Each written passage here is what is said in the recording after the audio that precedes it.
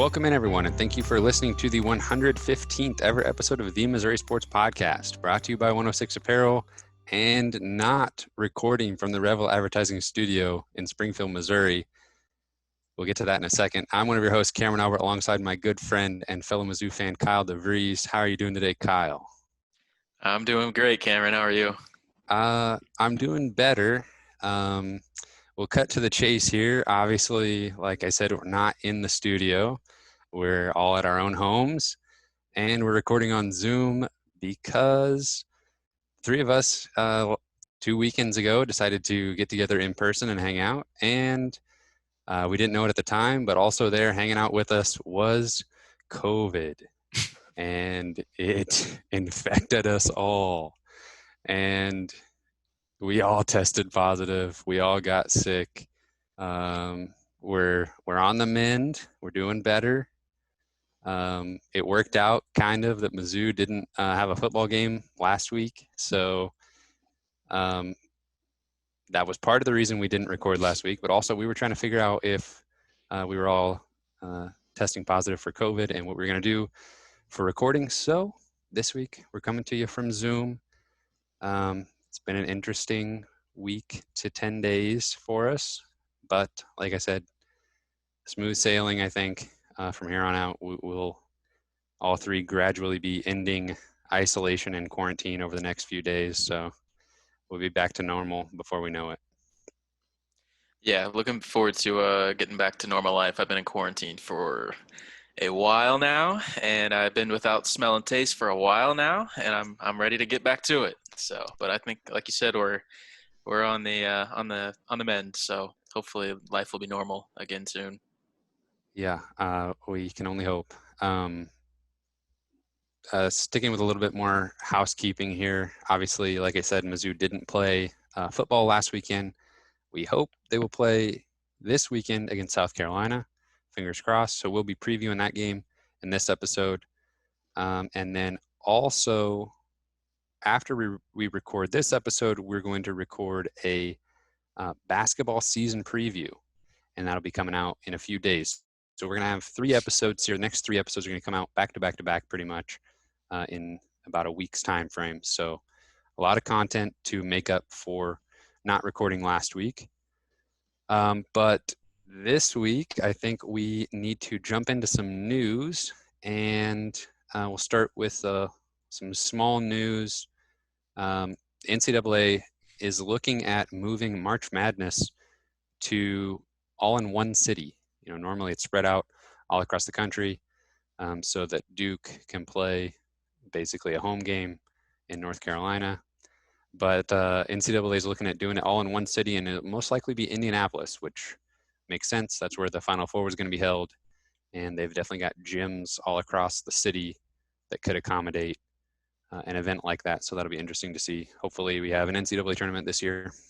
Yeah, a non-bubble, but in the same city Right. tournament. So, and that's a lot of teams to facilitate in one place, but I'm sure that they can do it.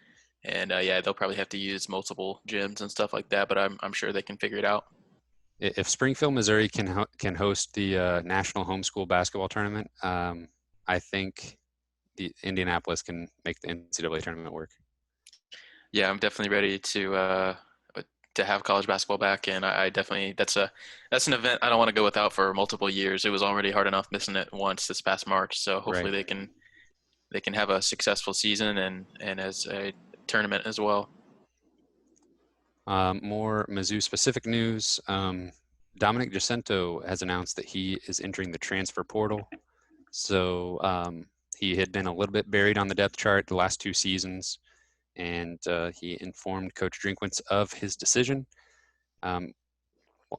Just with how he was situated on the depth chart, it probably won't make too much of a difference, although with COVID and injuries and things, you hate to see even the positions where you have some depth, you hate to see that dry up in any way.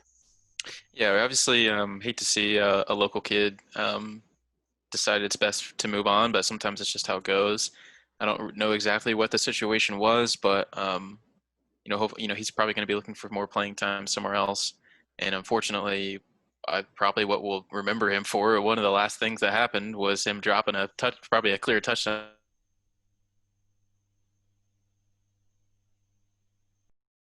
I remember him by, he's a good player, and he's super fast, and yeah, I think he'll definitely find playing time somewhere, and so we wish him the best. But you're right though that in a time like this, times are tough already with fielding a team, and the numbers are thin, and I think Mizzou's got. Well, Coach Drinkwood said that they've got 56 scholarship players, and that was before he was transferring. So I think we're at 55 scholarship players right now, and the limit is 53 to field a team. Yeah. So it's getting really, really thin. Well, that's a perfect segue into what's going to be the meat of this news section, and that is the depth chart and the uh, injuries and everything that Mizzou is trying to do to field that team for the South Carolina game. Yeah, it's really sketchy right now, and I think both Mizzou and South Carolina are just kind of scraping the barrel to get anybody they can. I mean, walk-ons are probably going to have a chance to play in this game for both teams. We've got guys switching positions to help depth at other areas on the team, so it's really something. And I think that there was some test results today, at least for Missouri, that they had no positive tests, and then they have another round of testing, I think Thursday of this week. So we gotta jump through some more hoops to even play this game on Saturday for both teams. But hopefully we'll have that to look forward to. Was there anything in particular with the depth chart that you wanted to note? Um, where was what was the main position that you saw where players were switching positions and stuff? Well, last week Missouri was not able to field a team, and I think they were hit pretty hard on the defensive line. So Drake Heismeyer is a freshman who is offensive line, but played both offensive and defensive line in high school.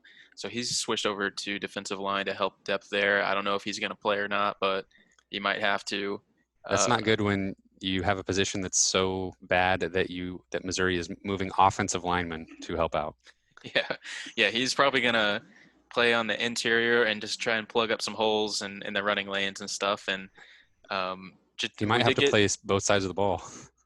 yeah, he might have to, yeah. We did get Jatorian Hansford back, and he's obviously it's great to have him back. Yeah, I actually think that last we heard about him, he was missing the season with a shoulder injury, so he's able to cut down on that recovery time, and he's going to be available for this game. I think he played a little bit in Florida game, so that's obviously huge, a position that we're extremely thin at.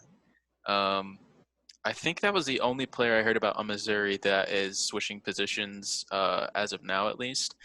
South Carolina has a few of those as well. And we'll get to this a little bit, but they're missing some guys in the secondary. So they had a third string running back that's going to switch to safety. Um, Maybe I did hear about Missouri also training some of the wide receivers on how to play in the secondary as well, just in case. I'm not sure that they'll have to use anybody, but right now it sounds like wide receivers are doing pretty well with depth. That might be one of the only Right. positions that we have good depth at right now. Yeah. Hopefully that holds up.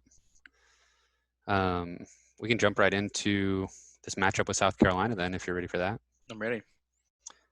So we've had this nice little 2-week intermission here from the first half of the season, now going into the second half. So in case anybody forgot, Mizzou is 2-3 with losses to Alabama and Tennessee. And Florida. then and I had it in chronological order. Oh, Then they beat LSU and Kentucky, and then most recently, yes, lost to Florida. So which feels like ages ago. exactly. So I wanted to remind everybody where we stood. South Carolina is 2-5, so they've played 2 more games than Missouri. They have losses to Tennessee, Florida, LSU, Texas A&M, and Ole Miss, and they have wins over Vanderbilt and Auburn. Yeah, it's weird that we're technically in week like 10 or 11 of the Yeah, college football season, and Missouri's played 5 games. yeah, So that's with buys and games getting pushed back. I mean, we're really truly running out of real estate with rescheduling room. So it might get interesting, not even necessarily with Mizzou, but with some other teams having to push back, LSU Alabama game last weekend, and so we're really running out of rooms across the league with the SEC with how much issues there are with COVID right now. Yeah. So the big news for South Carolina is they decided to fire Will Muschamp, and that means our guy Our Mike boy, Bobo is the interim head coach of the South Carolina Gamecocks. Mike Bobo. If you don't know about Mike Bobo, he's the offensive coordinator, now interim head coach, who came to South Carolina from Colorado State, and he also brought with him quarterback Colin Hill, who beat out Ryan Helinski for the starting quarterback job. So before we get into that, we got to say congratulations, Mike Bobo, on being named the interim head coach. I hope that he holds on to the job. Honestly, Yeah, I don't want to be talking about South Carolina next year and not be able to say Mike Bobo. I know he's a personal favorite of ours. Um, you I know couldn't. that. If you showed me his picture, I wouldn't know who he was, but his name resonates. Yeah, Will Muschamp. Just he's been kind of mediocre everywhere he's been, at least recently as a head coach in the SEC. He's kind of known as a defensive guy, but South Carolina's defense is putrid at best, and it didn't really seem like it was a match that was working out. And so I don't know what's going to happen to Will Muschamp, but I'm sure he'll find a good defensive coordinator job somewhere, and he'll probably be excellent. And he probably shouldn't be a head coach again, but we'll Yeah, see. obviously formerly a head coach at Florida, and an excellent defensive coordinator at Hmm. Auburn before that. So yeah, some guys are just excellent coordinators and can't get it done as a head coach. He's excellent at getting very angry as well. That is true. Yep, he's got a lot of heart and Yeah, wears it on his sleeve sometimes, yeah. most of the time. Yeah, so you mentioned South Carolina being short some players. Their top two cornerbacks, J.C. Horn and Israel. I'm not even going to try it. I was gonna say you tried, but you didn't. I wouldn't even give Uh, you that. they opted out of the rest of the season.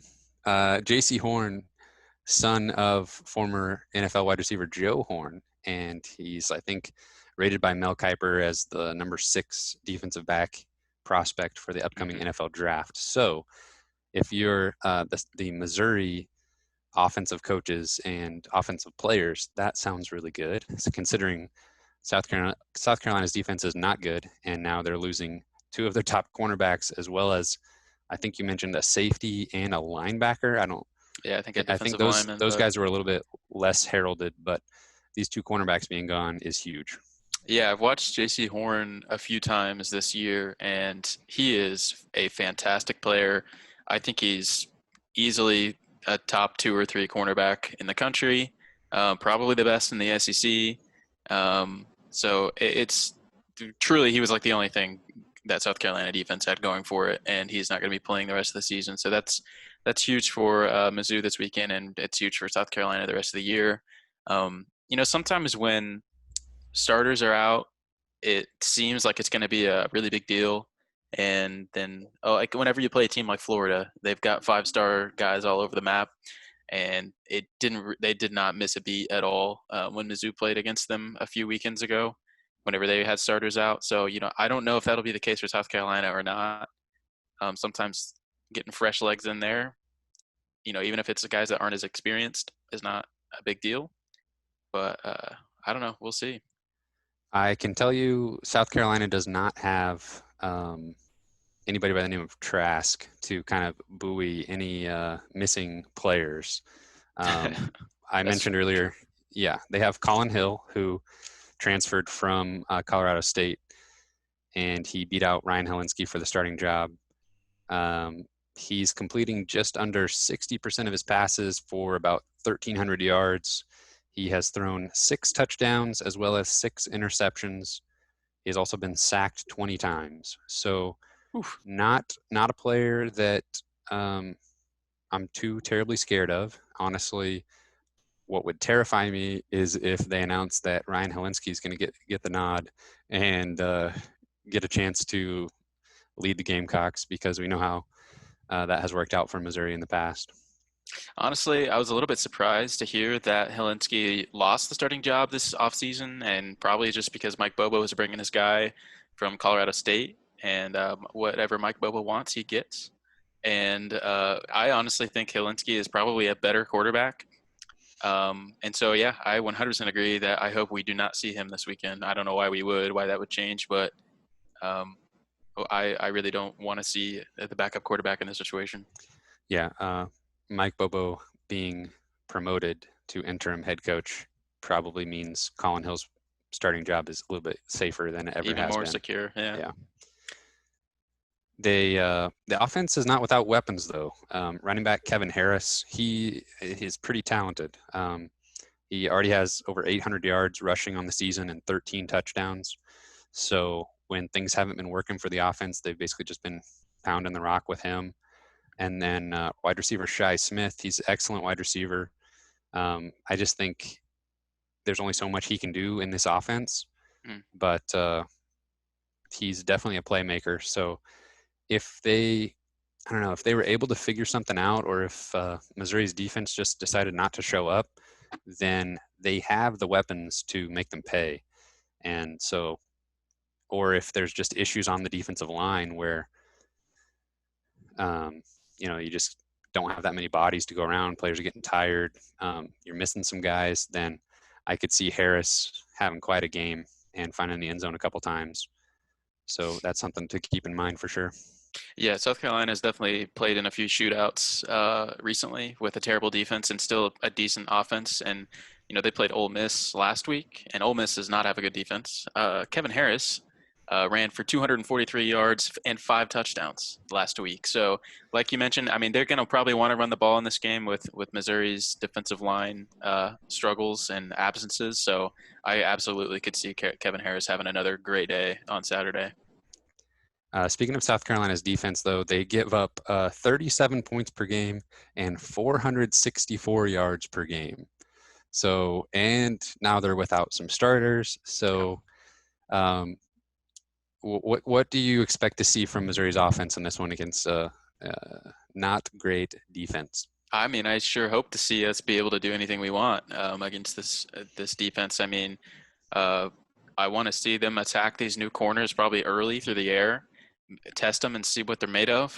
And you know, I think Missouri wants to run the ball with Larry Roundtree just about any time it can, but they may just find that it's best to attack through the air in this game with so much experience in this, with so much inexperience in the secondary.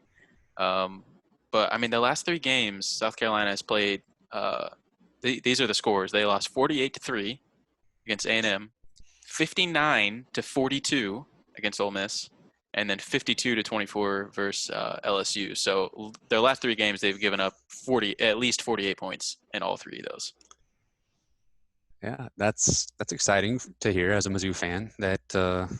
And it sounds like Missouri's player availability issues are mostly on the defensive side of the ball. So hopefully we've got all of our offensive weapons ready to go to take advantage of a porous defense.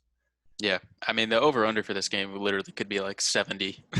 you know, I think there's just going to be a ton of scoring, and might be whoever has the ball last wins. But we just don't really know who Missouri is going to be missing at this point. We know about a few key injuries, a couple of suspensions that Missouri has to deal with at least in the first half of this game. So we just don't really know who's going to be on the field on Saturday. But I would like to think that Missouri's defense will be good enough to just get us a win. But it's just really going to be interesting to see who trots out there for both teams, honestly.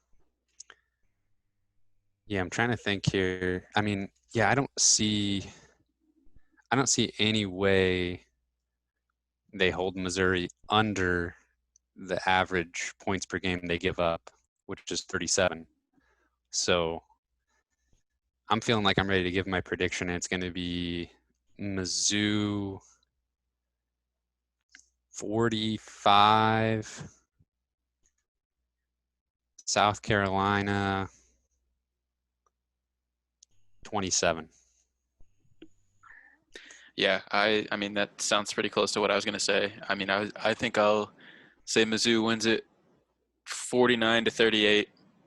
I think it's just gonna be a lot of back and forth. And Mizzou's offense has kind of struggled the last couple games, but I mean, Florida's defense is good.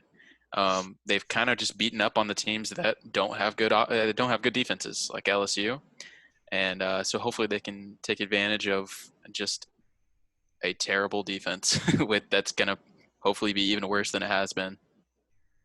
All right, so we're both predicting wins there.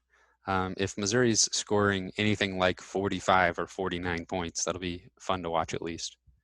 Yeah, after not watching Mizzou for a while, and the last game they played, they really struggled against Florida. It would be fun to see an offensive explosion. I think that would be a lot of fun, and I mean that's why obviously beating LSU is really fun in itself. But man, that game was so exciting, just the back Yeah, and forth, and Missouri's offense just not backing down against future NFL players is pretty exciting to watch. yeah. I won't lie to you. I don't a defensive struggle, while that can be fun, it just doesn't have the entertainment value of a shootout, and it doesn't really matter how it's so easy to overlook if Missouri's defense is struggling to stop somebody if the offense just keeps putting up points and it doesn't even really matter. Well, one thing I wanted to mention regarding South Carolina and their coaching situation is obviously there's been rumblings and rumors about one Hugh Freeze potentially returning to the SEC. He coaches at Liberty. They're undefeated in the top 25. He famously coached his first game with Liberty from the press box on a hospital bed. He did do that. Yes. So, Kyle, do you want to place any bets about the South Carolina coaching search? Yes or no, is Hugh Freeze going to be the next coach at South Carolina? Is he back, folks, in the SEC?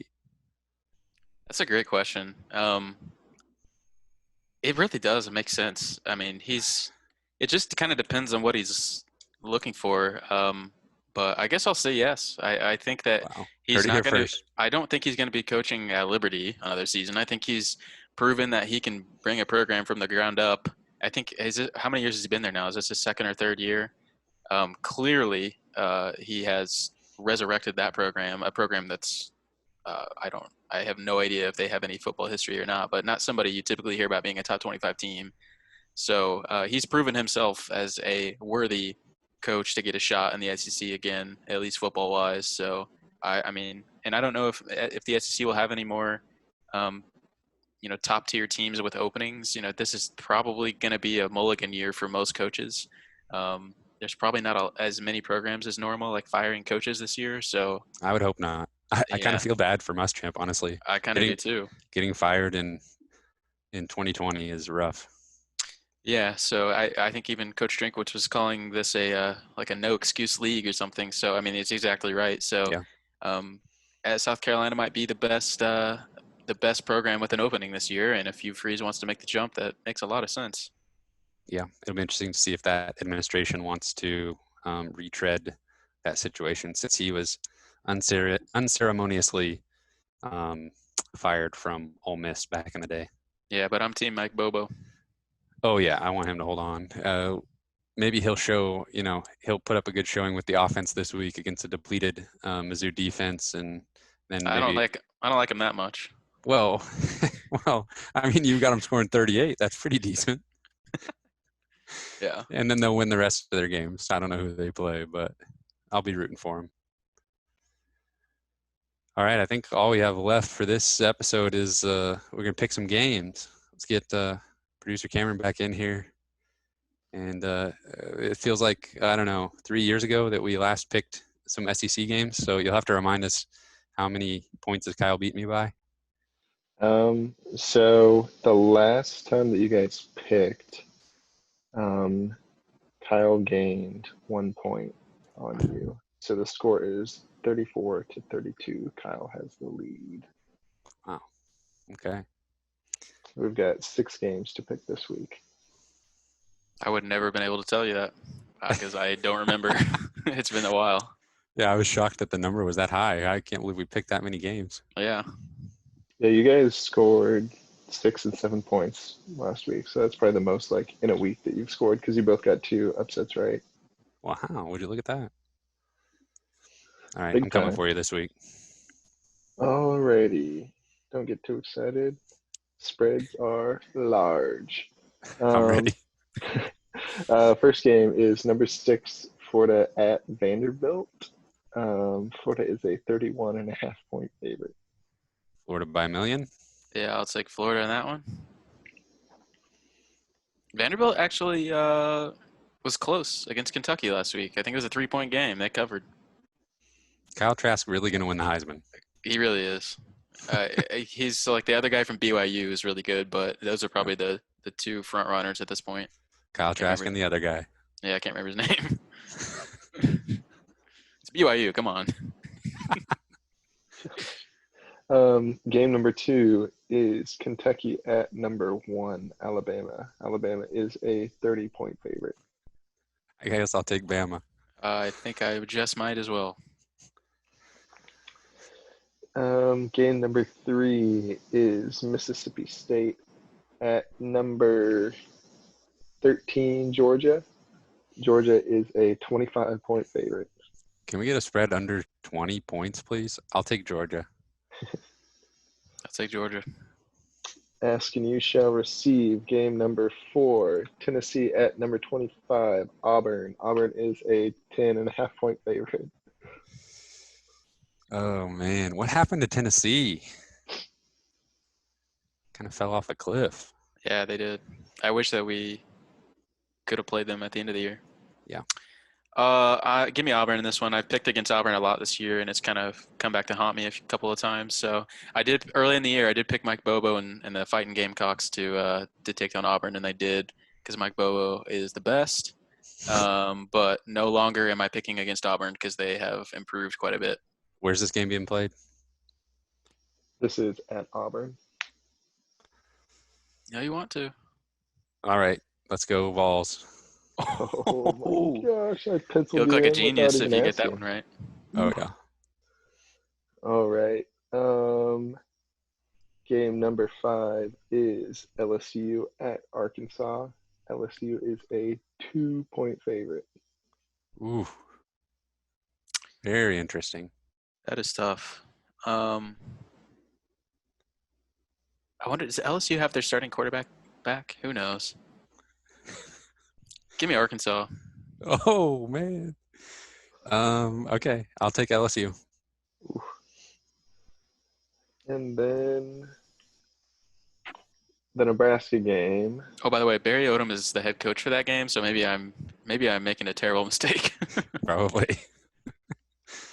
Sam Pittman still quarantining? I think so, yeah. All right, last game is Illinois at Nebraska. Nebraska is a 15.5-point favorite. You know, it's served me well to pick against Nebraska so far this year. I think I'm 2-0 on that, but I got to pick him this week. I was about to say I'll pick Illinois with you. If you pick Illinois, I'll pick Illinois. All right, you pick him first. You're going to trick me. No, I won't. It's a trap. I'll pick Illinois. You All right, show, I'll show. Okay, I'll pick Illinois. All right, let's go. Yeah, we don't pick Illinois. Yeah, we don't pick Nebraska around here. Come on. Jeez. Missouri, enemy of my enemy is my friend, so we're going to be friends with Illinois this week. They're awful. I want to play Illinois. Yeah, me too. They squeaked one out against Rutgers last week. Yeah, Rutgers. They're Power 5. Yeah. That's about it. Oh, we breezed through that Zoom episode. Yeah. Can't wait to stick around and talk some basketball with you. Sounds fun. Got anything else we need to let the folks know?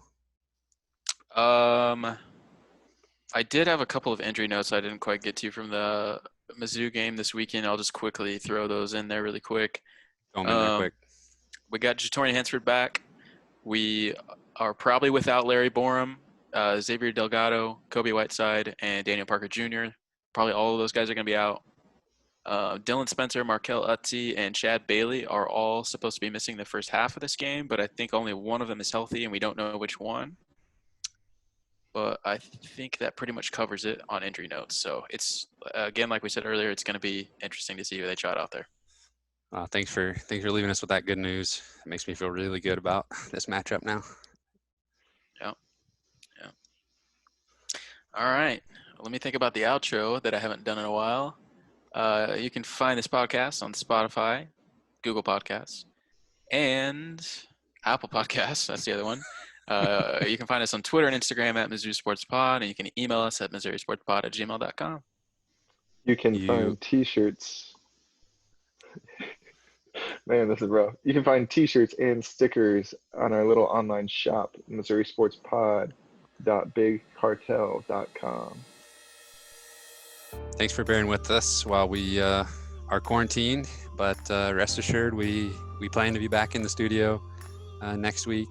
You'll have one more Zoom episode from us as we preview the basketball season, and then we'll be back on schedule from there.